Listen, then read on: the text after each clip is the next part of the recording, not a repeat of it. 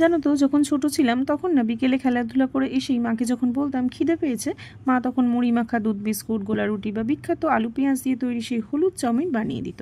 আর সেটাই বড় তৃপ্তি করে সোনামুখ করে খেয়ে নিয়ে পড়তে বসে যেতাম। কিন্তু এখনকার বাচ্চাদের ব্রেকফাস্ট বলো না সন্ধ্যের টিফিন, তারা কিন্তু ওই পিৎজা, বার্গার, স্যান্ডউইচ, পকোড়া এইসব খেতেই বেশি পছন্দ করে। কিন্তু সব সময় তো আর বানিয়ে দেওয়া যায় না।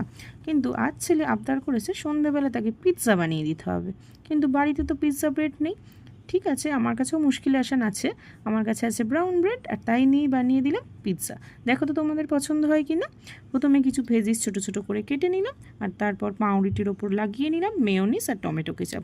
তারপর উপর থেকে সেই ভেজিস, চিজ, অরিগানো আর একটু গোলমরিচ গুঁড়ো ছড়িয়ে প্যানে একটু বাটার ব্রাশ করে ব্রেডগুলোকে লো ফ্লেমে 4 থেকে 5 মিনিটের জন্য বেক করে নিলেই রেডি ব্রেড পিৎজা। কি জিভে জল এলো তো? চলো ওদের ডেকে নেওয়া যাক। লাড্ডু, মাম্মাম।